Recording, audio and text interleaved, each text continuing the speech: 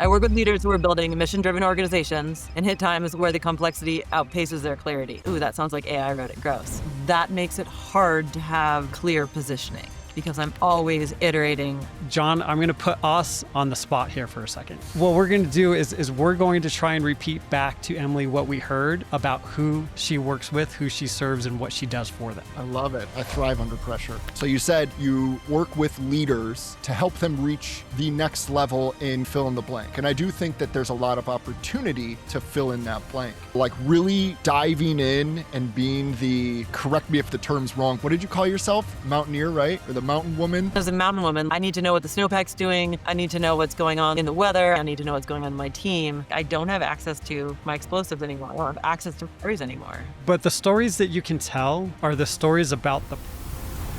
You don't have to name names, but you can talk about... I knew all this stuff coming in and I hid it, and then you guys had to go find it. Well, Emily, welcome to the show. Why don't you kick us off by telling us a little bit about you and your business? Okay. I am a solopreneur. I live in Bozeman, Montana. I've been here for 21 years, I think, and really deeply invested in the community here. I also built a lot of my career in a mountain town about an hour south of here called Big Sky. And it's been a really organic growth. I was a writer and editor and journalist for 20 years, and that was a hard way to make a living. I learned a lot in the fire. Also, I'm a mountain woman who just had a knee replacement, so not as mountainy as I once was, but I worked on search and rescue teams and ski patrol, wilderness therapy. So a lot of that is sort of my background that I lean into every day now, working as an advisor, coach, facilitator to leaders, mission-driven teams, and sometimes even building multi-stakeholder teams. And how long have you been doing this? Well, it's not like I flicked the light and was one day like, I'm going to build a multi-stakeholder team to do collective impact work. It's really a growth thing, and it's serving the people in front of you. And it grew alongside the writing that I was doing. I ran a newspaper and magazine in Big Sky, Montana, for 4 years, starting when I was 30, so 15 years ago. And I was doing all of this work. It was a startup. A marketing firm bought a dying local newspaper and magazine and said, hey, we saw your articles you wrote for Powder Magazine. Like, do you want to come help us figure out if this thing will run itself? So I came down and consulted for 3 days and was doing all the work that I do now, like visioning and naming and, like helping the visionary go, like, no, this will not make itself. A newspaper has to have a team of reporters, and like, it's a really in-depth thing. So helping people go from vision to execution, and what are the steps in between operations and our decision architecture. I didn't know any of this at the time. Integration, but I was doing it all then. And I've now since have more language for it, which is really much more recent. Gotcha. And so how are you, take us through kind of your business process. How are you building your business? How are you finding new clients? Tell us a little bit about that. I am a fast evolver. I was saying I evolved every 18 months, but then another coach I worked with was like, really? She was like, I evolve every 6 months. And I was like, that's probably a lot more realistic. I mean, we're all always evolving every day. And the people I like to work with are constant learners, always learning more about themselves, always integrating that into their businesses or their organizations that they're building. And that makes it hard to have like clear positioning because I'm always iterating. Like, I was an editor, right? I'm always like essentially editing in public live. And so I essentially need to work with the people who are doing the same thing, who want to do the same thing. I've certainly helped people. I had someone in here the other day who I helped position himself a few years ago, very clearly, like, I do X service for Y industry. And I've helped people do that. And I'm so jealous of them because I don't really have that same kind of positioning. I think it's getting clearer, and that definitely helps. But I'm someone with such sort of like horizontal expertise. I have like functional mastery in a bunch of different things. And so it's like arrows in my quiver that I'll pull out in like a certain, I'm going to hug here, like a certain area. But it's hard to say it's X for Y kind of a thing. So how am I building my business? It's really through proximity. It's through conversations. It's through going on hikes with people, having Zoom calls with people, just showing up and being curious and interested. And if there's a place to offer value, I mean, Craig and I are of the same school here, offer that value. He's done that for me, which is how I ended up on this podcast and after having coaching experience with him. And then if there's a place where you think you could work together in the future, saying, hey, would you like to work together in a structured way? Like, we can explore that. And right now I'm looking at doing that with the people in front of me. And what does that mean to do it with my community versus like, oh, I would like to work with someone in Minnesota, and sort of maybe I need to plant those as long-term seeds, but who's here right now and who can I help now? That's awesome. As a native Illinoisan, you don't want anything to do with Minnesota. They're like our ugly little brother. But one thing I want to kind of double click on that I think is very interesting that our audience will get a lot of value from is this idea of when you're so close to your own thing, sometimes it's hard to see it for what it is. And you were saying like, I'm jealous of the people that I help with positioning that are so crystal clear. I've dealt with this too, right? When I'm so close and to really define my own positioning and to find maybe my offer, what have you. But I think that there's sometimes two different competing energies, if you will, that are pulling us in different directions. And I'm curious to hear which one yours is the like not able to pinpoint your positioning coming from a place of like, you're just so enthused by different projects all the time where like working with someone can take you in a different direction?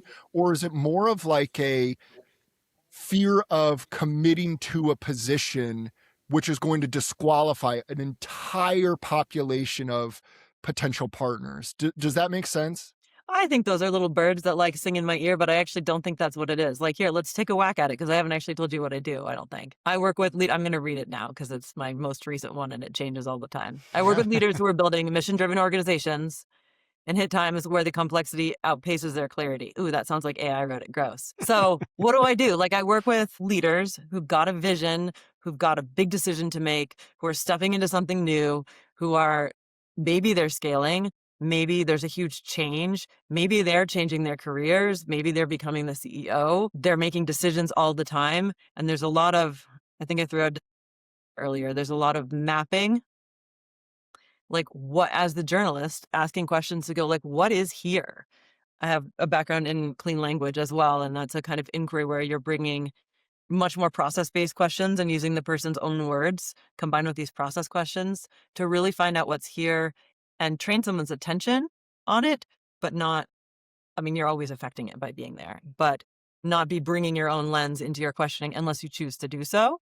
So there's a lot of mapping, whether it's mapping to get clarity for an individual leader, whether it's bringing a group together and mapping, here's what's going on in our culture and working in a team coaching context, or here's kind of the strategy that, here's what we're doing and here's what emerges is then what becomes their strategy. A lot of times when you can see clearly, then you can see what decision you need to make. And then that can scale up again to building, sort of the full work of that is a more collaborative, collective impact, multi-stakeholder team. All of it, the heart of it is the one-on-one work. Well, I think we're complex systems. So like to understand an individual, to understand yourself as a complex system inside of a system of an organization or a culture, you have to know what's there first. That's the first rule of strategy, is map the landscape. right. And as a mountain woman, like I need to know what the snowpack's Mountain doing. I need to know what's going on like in the weather. I need to know what's going on around me. I need to know what's going on in my team. Or as a parent, right? Same thing. What's happening here? Yeah. Feel free to interrupt me. I was going to say, I think that's the perfect set because you defined how you do it, especially in a very high touch sort of fashion. And so now we'll bring out your question, which kind of turns that a little bit. I'm going to read it pretty much as you wrote it here. So I'm speaking for Emily now. I can really see clearly now why I don't have a digital product, because my kind of thinking happens in relation to the field. We do real work together, and then the coaching happens inside of that. And so I often get brought in through self-remediated execution, and I ask enough questions in scoping that I wind up working alongside leadership in strategy and development, and we do the execution as we go together. So how do I talk about this? It is an obvious pattern. It is how I build trust. So with that framing, is the question, how or do I build a digital product? Is it, do I build a framework that people can best first interact with me? Kind of how would you fine tune that lens? Well, I mean, I think that came from you and I when we were talking. You were suggesting I build a digital product, and I've since thought about it. I have a friend who's doing the same thing, and she's really excited about her digital product, and I think that's great. And I mean, I've built a lot of digital products, right? Like magazines, hundreds of magazines and newspapers for other people. I have a podcast. I don't have like a download on my website. I have the opposite of a digital project, the opposite of a digital product, which is an in-person monthly facilitated like live clarity lab at the library here. I think that the second I build like oh, hey, here's how you can get your business started and get it set up. And like, I have a thing that I can hand off to somebody, which I have built those. I'm like happy to give it to someone, but it's sort of, I've created it like here, I'm a builder. I'm a 0 to 3 or a 0 to 4. Like once I've built it, I don't need it anymore. Hmm. So there's sort of a problem with like having something that durable in a brain that likes to evolve. Like one of my old coaches used to say like, oh yeah, Emily just goes in the back and builds a shed overnight. Like those are the clients I work with really well. They're Sure. like, yeah. Well, is that something you still want to do? Do you want to I create? think that I was responding to you suggesting that I build a digital product. Mhm. And I don't know that that's the question. I think maybe you guys could like hammer on me about my positioning a little bit. Like, okay, Okay. Emily, we heard you talk a lot, but like, what do you actually do? That's fair. That's fair. We can certainly do that. So let's do this. All right, Jon, I'm going to put us on the spot here for a second. I Okay. love it. I thrive And- under pressure. Right. And so what we're going to do is we're going to, and whoever goes second is going to have it easier than whoever goes first. Okay. But what we're going to do is we're going to try and repeat back to Emily what we heard about who she works with, who she serves, and what she does for them. Okay. Okay. All right. Do you want to go first? Or do you want me I'll to? go first. All right. Right. Because one thing that you said outside of when we were talking about positioning, I think needs to be included in the positioning. But in the very beginning, you talked about how it's very important for you to work with your community. So you said you work with leaders and work through projects and initiatives and strategy to help them reach the next level in kind of fill in the blank. And I do think that there's a lot of opportunity to fill in that blank. And you went further and further into that. And I think something that's going to narrow but still energize you, because I think you're one of the most energetic people we've had on the show, which is, I think, pretty awesome, is when you stray away from the one-on-one communication, the like really diving in and being the, correct me if the term's wrong, but like the mountaineer. What did you call yourself? A mountaineer, right? Or the mountain woman? Mountain woman. I'm Yeah. like a person who has spent a lot of her life in the mountains is what I would probably say. Well, I think that that's even part of the, I mean, that's sort of like getting into brand, not so much positioning. But I think you are, in terms of your positioning, you're a highly energetic, roll up your sleeves, initiative driven coach or strategist for leaders in the community of Bozeman, greater Bozeman, Montana, right? I think that's like a starting point of listening to you, what I would repeat back. But Craig, you're going second, so make it easier. Do I get Yeah. to say something in between, or does Craig go next? Let me give you what I've got, and then you can course correct us as we go. Okay, so that way you get it fresh from. This from is both of us. amazing to hear back what I'm saying because I'm like, oh, I'm getting it all wrong, right? You're just repeating back what I said. So you serve leaders who are in a position to where they have big decisions that they need to make. And they're faced with the dilemma of the fact that many or all of the decisions that they're facing are good options. And so what they're lacking is the strategy and the ability to understand how to tell one path from the next. And then if we were to turn the brand dial just a little bit, the mountain woman's here to guide you and lead you through the right path.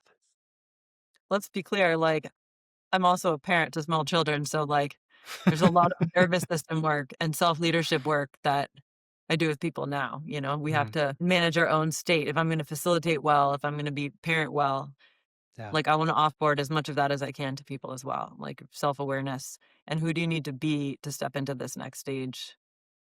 Yeah, I I love think that. you helped me narrow in on the decision. It's not always that you're stuck between two good ones. It's just like constant decision making or Mm. who are we becoming, right? Like we've got this business or organization, it's been around for a year or 78 years. What do we have at hand? Who are we becoming? Who do we need to be to become that is a lot of what I'm seeing as well. The big thing though is my background in sort of like where I do and don't have expertise. Very much land based. I was a food systems reporter for a while. At the end of my reporting, ha ha ha, my podcast is called Food Montana. It never ends. But like I've worked with, and I don't just want to work with my community. I would like about 40% of my work to be outside. I think context is really, really valuable. I worked with a nonprofit farm in upstate New York, about an hour from the city last year. They were scaling from 5 acres to 500 acres. They did a lot of work donating into the urgent food system in the city and then also like paradigm changing culture work. Right. Again, who do we need to be to be a model for a different kind of culture and community? But let me ask you this.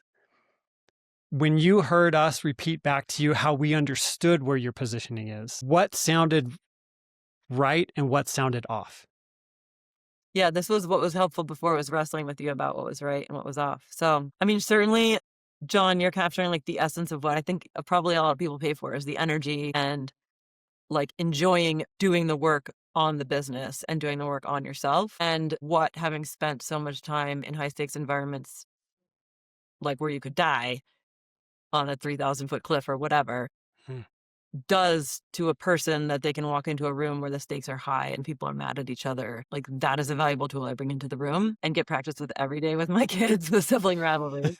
But I think that's like, there's different parts to this, right? Like, I'm not going to sell that necessarily. I think I work with leaders in food systems, in agriculture, like sustainable agriculture, in mission driven finance, in education. They're really my old journalism beats in a small town. And some of them are here, and I love it when they are. Some of them will be elsewhere, and that's amazing too. Like, I definitely want to work with people elsewhere, whether it's online or at some point being able to travel to work. I mean, I've flown to Vegas to work with someone who was building, a woman who had founded 11 or 12 years ago now, and I worked with her for a very long time. Um, Why did she fly you out? Like well, what in her mind, what was the need she was fulfilling to have you come? so this is my old system. Was I met them through for a story I wrote, and then many years later, she was like, "I need help with XY writing project," and I asked why enough times that I'm like, I don't remember if this was the exact thing with her, but like, do you have a business marketing strategy? Do you have a business strategy? Like, who is your audience? And then you end up working with the founder on like, who are we? How do we articulate what we do?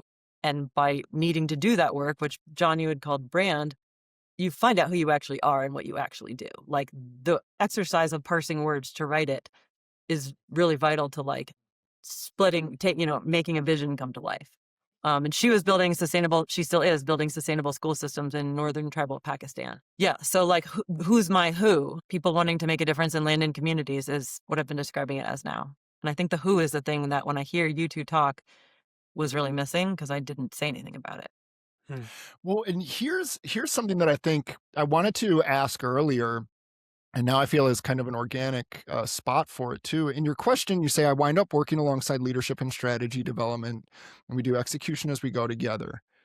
So how do I talk about this? That part right there, how do I talk about this? Are you asking like, how do I reach that extra 40% that is not in my direct community? Because if so, I think, oh, it's not. Okay. So say more then. Well, I'm really interested in your question though. I'm not asking that, but I want to know what you're asking. Well, I thought what you said right before my question here was really powerful in the sense that the person that you worked with for a long time that flew you out found you through a story, through storytelling. And I heard, I don't remember where, but it was like yesterday. It was really recent. It's so cliche, but I feel like it's so true, where it's vibe attracts tribe. I've never heard that before. And it's so, again, like it almost makes me feel like a little greasy because it's like, it's this platitude. But I do fully, firmly believe that in this world where message can reach the most random of people, but that are actually your tribe or the people that you're trying to reach.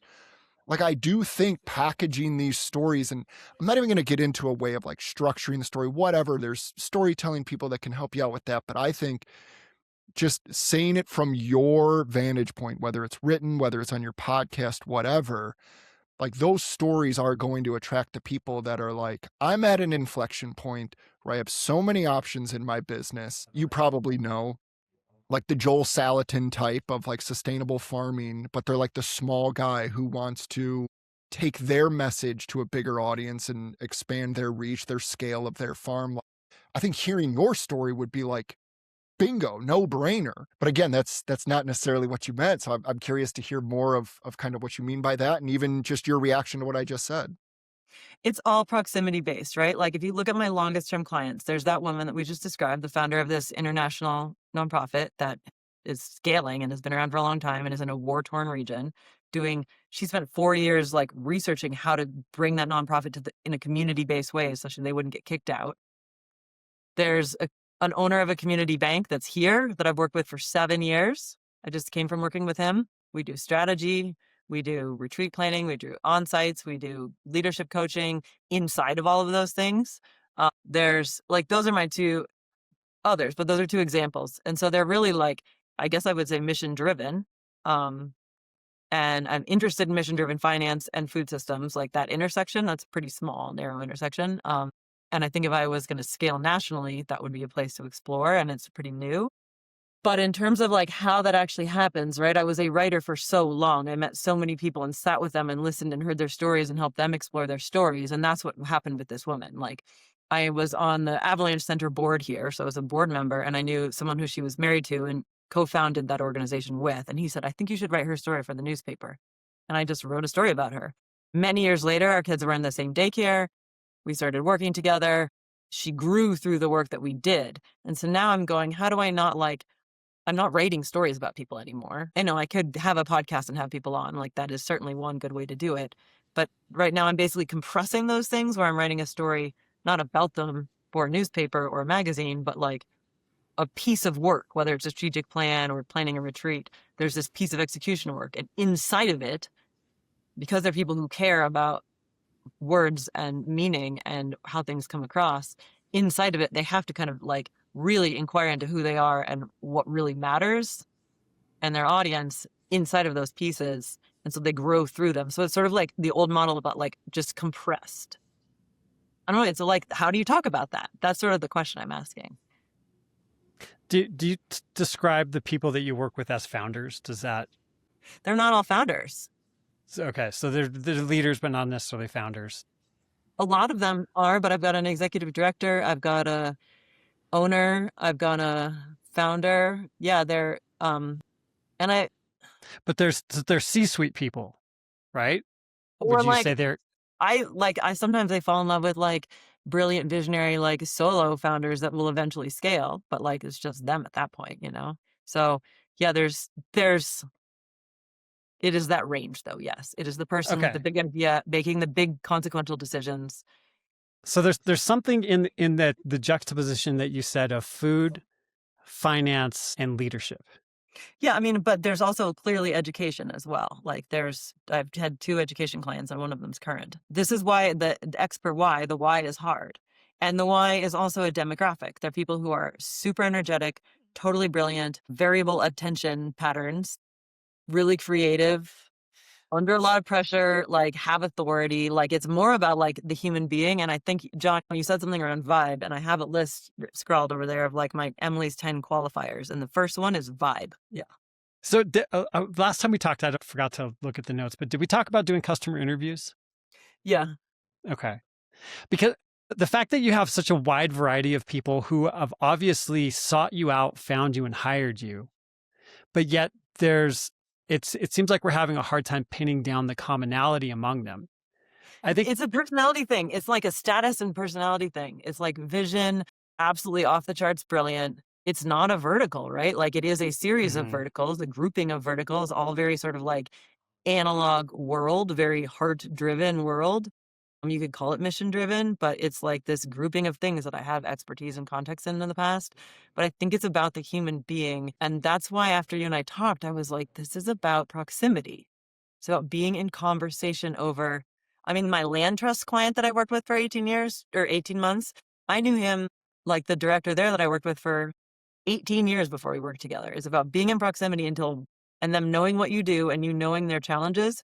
And so when you're there, when they say a thing and you're like, I do that. Do you want to explore doing that together? Which is why I think it's a proximity thing, not a digital thing, but it's really high touch. I don't know. I feel like I'm being resistant.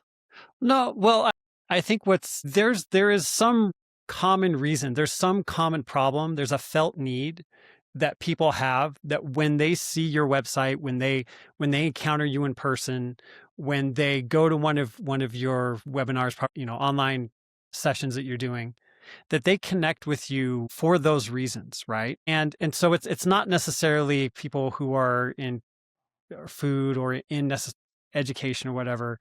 Like you're saying, they're operating high stakes businesses. They need to make important decisions and they have to live with those decisions.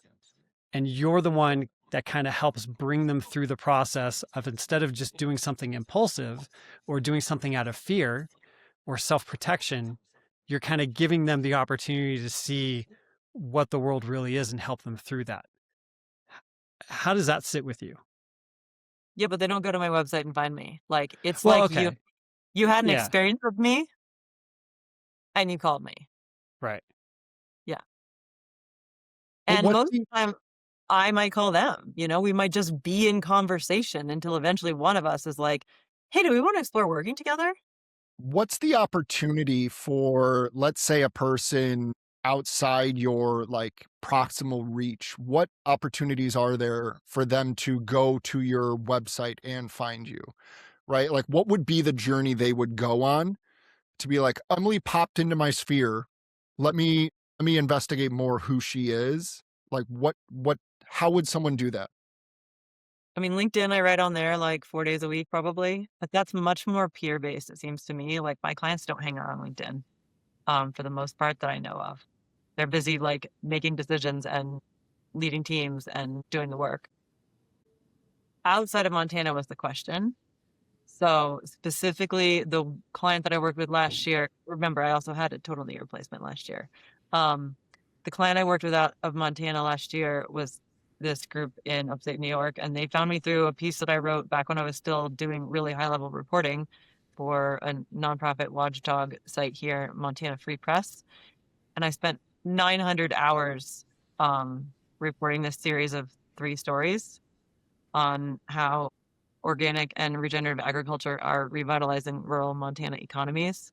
I had a fellowship and I don't know if you know the Y Combinator blog, I went viral. I made the front page. My nerd friends texted me. I didn't even know what it was. They were like, look. So I knew I struck a nerve there and they were amazing stories of people I got to write about. And those guys found me through that. They were strategic planning and they had read those stories and they looked me up and they said, hey, we read your story. Can we hire you? And had I been still a journalist, I would have had to say no, but I'm not reporting anymore. And so we talked about what I was doing at the time and what they needed. And they didn't end up hiring me for what they thought they wanted to hire me for. I talked them out of that. And I ended up working with them, just coaching the 2 leaders and doing some strategy and some team coaching. But that's a rare thing. And that's not like a pipeline design. For sure, especially because you're not in control of Y Combinator picking up the story. No, and those guys didn't find it through that. They found it through agricultural stuff, right? I mean, don't get me wrong. I definitely am in the I should have a column somewhere or I should be writing on Substack and have my writing out there. And I don't yet. And I've been battling that for the last month, trying to figure out where it should be, what it should be focused on. And that feels like a struggle to me. Well, can I throw out some ideas of definitely what it should focus on? Yes, please. I think what it should focus on, because I feel like we've cracked just the iceberg of the stories you've shared with us of working with your dream client, right? And it's still kind of like you said, they're genius. We're never going to put that in an offer or a position statement. Nope. But through Neither that, of those would anyone raise their hand for. Of Neither of course. them. Of course. But I think already the way you've shared the story, and I know that you're probably like in written medium, it even hits harder because that's like been your career, that like just sharing the stories from a different perspective where it used to be investigative journalism or like exploratory journalism. Now it's like after the fact, almost like post-mortem or autopsy of the clients you've worked with, like those stories in a Substack or, fill in the medium. Maybe it's not LinkedIn, right? But I also think like when we say things out loud, like I've thought about a Substack, there's probably a kernel of truth there that, again, in the half hour we've been chatting, the stories you've shared, and you are a natural storyteller, like that is going to attract these people that are asking these questions, like Craig said, that have all of these opportunities and decisions to make. And they're just looking for someone, I say this in the best way possible, as crazy as they are, being you, to help guide them through that journey. Oh yeah, no, I'm Right. like, yeah, this is the challenge. This is why. It's like when I quit ski patrol and I was like hanging out with my husband and all his friends who went to Bozeman High School, and I was like assigned to myself to know safety. Like, no one's allowed to die here. I'm in charge of decision making, and I didn't have explosives anymore. When you're a ski patroller, you use explosives to make avalanches, and like I was like, ugh! Like I just have to make good decisions now, which you also have to do when you have explosives in your backpack. But it's like what happened to me now, right? It's the same story, which I made some bad ones. That's how I ended up with a knee replacement at the best 45. quote. It's the same problem. I am a storyteller without access to her stories because my work is so private. And I can anonymize them, but those, like, if we're counting LinkedIn as like people paying attention to stories, the ones I tell about myself and my own growth and my own learning, like you can come along with the story and they're real. And I put you in the situation on the hike with my kids, like in the gummy bears and in Red Rocks, trying to get them to climb and etc. But that feels extractive, telling stories about my family. And so then I tell stories about myself, which I'm like, this is sort of cool, but it's also sort of navel gazing, which there's a whole world to explore on that. And I can tell stories about little moments like in the grocery store. But I think that for the most part, I don't have access to telling the stories that are on my website now are case studies from work I did, strategy work like 2 years ago. And I had access to telling those stories. The work I'm doing now is more team coaching, more internal growth. We still do the strategy, but it's so private. Like I don't have access to my explosives anymore. I don't have access to stories anymore. But the stories that you can tell are the stories about the problems that you solve. You don't have to name names. You don't have to set the explicit context, but you can talk about the transformation. Those ones they feel so hollow to me when they're like anonymized. I don't know how to, I guess maybe it's an art to anonymize it and do a good job. I think it's because you're a journalist by trade. Like that's just, you get in there and get all of the facts and it's all sourced correctly. Yeah. I mean, we're in a different world when we're talking about client success stories or just client journey stories or your own business growth stories. But who would read those? That's the question. Your future clients would read those. I have never been more sure about something in my life. Oh no, I'm frozen. That's a good face to be frozen in. Better than one earlier today. Yeah, I guess I am stuck in the journalism mindset of if you're going to create something, you have to create value and you need to tell real stories that people can learn from and about real human beings, the smell of the dust and all that stuff. Well, let me reframe that for you a little bit, okay? Because I feel stuck here, and I think this is the big lever. I think you found it, and I've been hiding it from you. So good job finding it. Jon did all the good work there. As your client, I'm going to come to you and I'm going to have some really deep and intimate experiences, right? You're going to help me have breakthroughs and do the thing that I need to do. What I don't want from you is to go out in public and share all my dirty laundry in order to make that happen. Okay? So you are providing a service to the people that you serve by anonymizing it in such a way to where it's valuable to the people reading it and protecting the people who are involved. It would have to anonymize it, but I've made them so anonymous that, like, if we use LinkedIn as like a tester for what stories resonate with human beings, I've done a bunch of anonymous ones that are like I've worked many hours on to try to make them very anonymous and also like beautiful and useful. They're like, no one seems to pay attention to them. They don't have the like what people are expecting from Emily the storyteller. They don't have it. But Well, that's where I think that answers the question entirely, right? Like, we also have to put ourselves in the mind of the user when they're using LinkedIn, is they're not reading the newspaper for the cutting edge article that took 3 months to write. They're looking for the quick win, the quick insight, and then they're going to move on to someone else's post. Like, that's just the reality of it. And so, again, I don't have the answer right now, but I do think the user has a different relationship with Substack. For instance, I'm just throwing one thing out there because it was brought up in conversation, where when someone opens their email, they're focused. There's only one thing on the screen or one thing on the mobile screen. But LinkedIn, it's this the whole time. And so, like, definitely work with my clients and figure out how to structure things. We don't have enough time to go into it with that, but if you are going to lean into, I want to still put in more detail, I do think you're trying to fit a square peg into a round hole slightly if you're saying it has to be on LinkedIn. I think almost It doesn't have to be on LinkedIn. That's just the LinkedIn. That's just the place that I currently write, it's and the it's been, like, example, right? test place. But what I think you're saying is it's not necessarily actually accurate A and B testing for anywhere other than LinkedIn. It wouldn't be accurate A and B testing for Substack. And I don't think I know enough about Substack to make a decision. Right. And so I think the variable to change if you were to stay on LinkedIn, for instance, right? I'm not saying this has to be the answer, but the variable to change wouldn't be, you can't change too many things.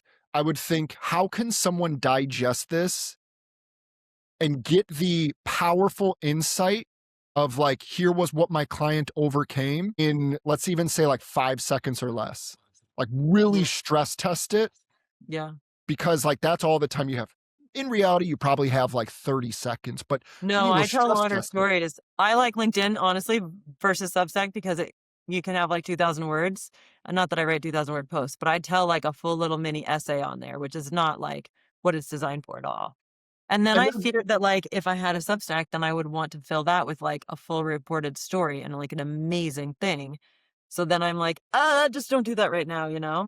well, what it sounds like what you need to do is you need to put constraints and understand the purpose of each thing that you're trying to do, right? And so Yeah. Substack is scary to you because you're like, okay, well, now I have to turn it into this big thing. Well, decide ahead of time, I'm going to start off by writing 800 words, done. Like that's the target I'm going for Substack. Or just your own newsletter. It doesn't have to be Substack. You could do it in ConvertKit, Beehive, whatever.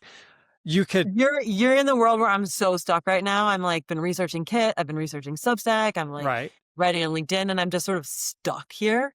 And But I'm like, then, but yeah. I've And then mocked up LinkedIn, the purpose of that is maybe just getting someone to ask a question of themselves.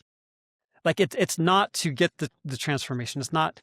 And so when you look at all these levers that you can pull, like understand there's a purpose for each one. yeah. And as Jon pointed out, is as long as you know why you're going to each one and what you're trying to get out of it, and then you put guardrails around yourself to say, I can at least start here and then see if it grows into something bigger, something different. That gives you the opportunity to at least take those next steps. I mean, knowing myself, it will. And so that's the danger is like, I need to do some paid work at some point too. Okay. I mean, I've designed like 8 different versions of a Substack that like I need an editor to like hold me to it. The most recent idea is, which has been my idea forever, because my LinkedIn is just me learning out loud. And I'm like, I should just call it learning out loud. Because like Yeah. really, as I told you in the beginning, my best clients are people that want to learn a lot and grow alongside me. But you And do understand that you are your client. Like you embody your ideal client. You need right. to hire Emily to come in and do the magic on you that you do for your clients. I know. I've been Easier trying to said than translate. done. But Yeah. literally, if you blocked out a day and you said, I'm going to approach my problems as if I were my own client, I think you'd be amazed at what you'd come up with. I can't tell you how much like how many hundreds of hours I've spent in the last 3 months trying to do that for myself. Like I need constraints, just like my clients do. Like I need constraints. I need like you guys doing right now for me. And you guys are narrowing down to where I'm totally stuck. I know I'm stuck there and I've been wrestling it. Yeah. I think I And can't do it. deadlines. I think What's that? deadlines. That's what helps me is like I'm shipping and it's probably crap. But I'm like, it has to go out by now. And now even saying it out this loud, I'm a little bit hypocritical because I've been procrastinating on one thing for a very long time. And Yeah. so we're all getting coached in this episode for sure. Yeah. But we're all constantly shipping because everything's so public that we do all the time now too, with all of our posts and that sort of thing. Like I'm not procrastinating. It's just editing in public, I guess. Yeah. I mean, I will say like all of these conversations, like the coaching I had with you, Craig, and then this one, like it will resonate. Like we get so precise around where I am stuck. It's the same thing you guys are doing for me. We know the crux now. We know the canyon where I'm like now you're looking down into it with me, you know? And even if it doesn't feel like you got me anywhere, like it will resonate and something will emerge that will move me further to the next deadline and further along. I'm very coachable, even if I don't seem like it. What do you think is your most significant or favorite insight that you got out of this? Thinking about the place that I'm stuck as like a deep chasm right now is like actually really useful. Yeah. And I mean, the one I got from you before was really, you and I were talking about decision making. And and you saying, well, you don't have to be an on the spot copywriter. Like I gleaned so much from that because I'm like, oh, I won't do that. And then I think, Jon, you hammering in on Substack, like I know I'm moving that direction. It's scary to say that out loud. Awesome. Well, this has been And also just like, I knew all this stuff coming in and I hit it. And then you guys had to go find it. Like my clients are probably doing the same thing too. That's what we're here for. Well, I hope thank you so much for this. This has been awesome. I'm so glad we got a chance to get together. If people want to find out more about you, where would you send them? LinkedIn, Emily Stifler Wolfe. Stifler has one F.